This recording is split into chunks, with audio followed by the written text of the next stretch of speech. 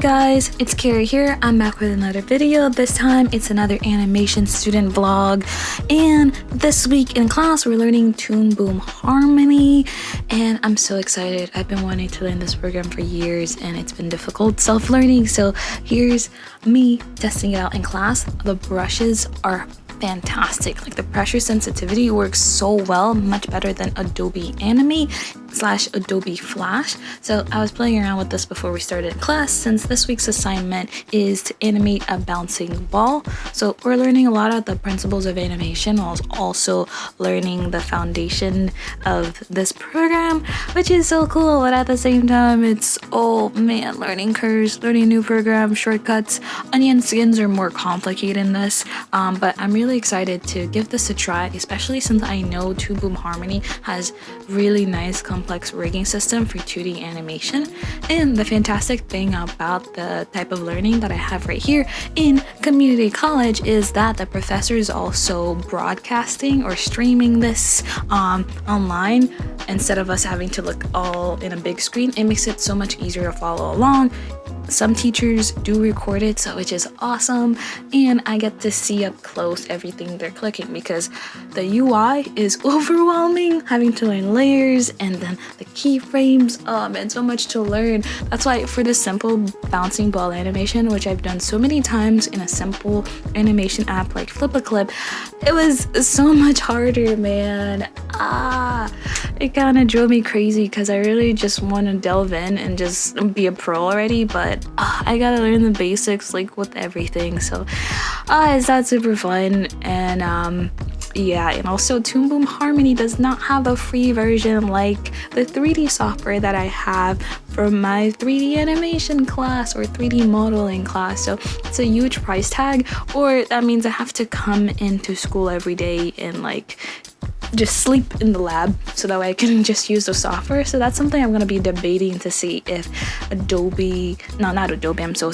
Boom Harmony would fit in my workflow. But from my research, it looks like it's industry standard, and learning it might be super beneficial, since I know a lot of animation studios do use Toon Boom Harmony. I know it has a complex node system, which I have no idea what that means. I think my professor briefly went over it, but I wasn't paying attention to that part since I was having trouble with the keyframes, since even if you create a new keyframe, man, there's just so much complex stuff that I don't want to talk too much about yet, since I'm not an expert. I feel like I'm such a noob, and I'm speeding everything up since I don't know how interesting this would be for you guys. Let me know if you guys just want a like study with me, or I guess like in real time all of this, if you guys don't mind with just music, because I know some people find that relaxing, but for the purpose of this video, it's just gonna be super chill and sped up, just so I can get through a lot of the talking points in this video. And learning the software,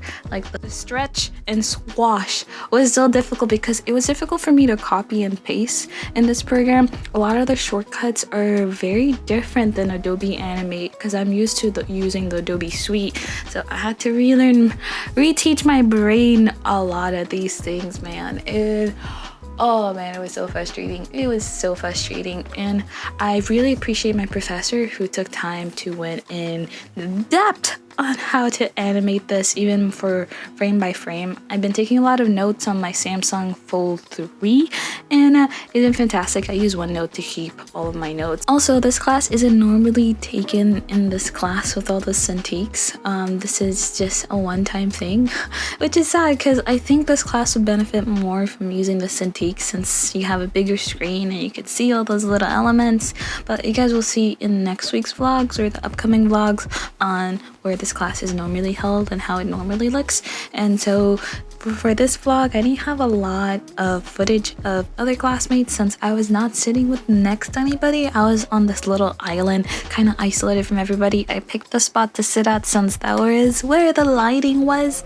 And here's some shots of my classmate, and actually somebody came into the classroom, well, not the classroom because since this is the lab, she was drawing on the wall, and I managed to get some footage of it. I will link her Instagram down below. I got to talk to her very briefly, and yeah, it was really nice. I don't know if she drew all of the drawings up there, I think it might be different artists, but it was really nice. And how she was just, I like her style, and I kind of recorded it while I don't think this was creepy. She was okay with it, but it was really nice to see, since I was not sitting next to anybody very much this class, and it was really hard to kind of talk and ask for people what's going on. So I was just kind of just on my own and just messaging in the chat, and people were not really paying attention in the chat, sadly, since most of us are in person. So back to troubleshooting myself and trying to figure this out.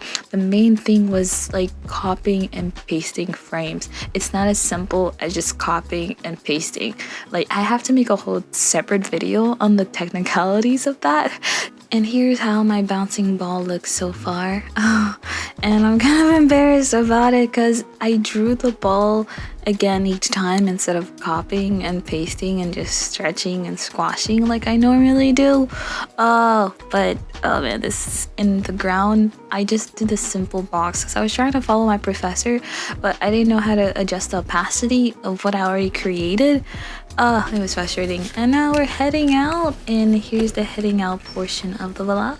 And here's some outdoor shots of the city. I'm in downtown Miami, and it's really nice and pretty. And for this vlog, I didn't add any more shots of the city. I'm kind of tired and behind on homework, so I hope this type of lazy editing is okay, and I'll catch you guys next time. Bye!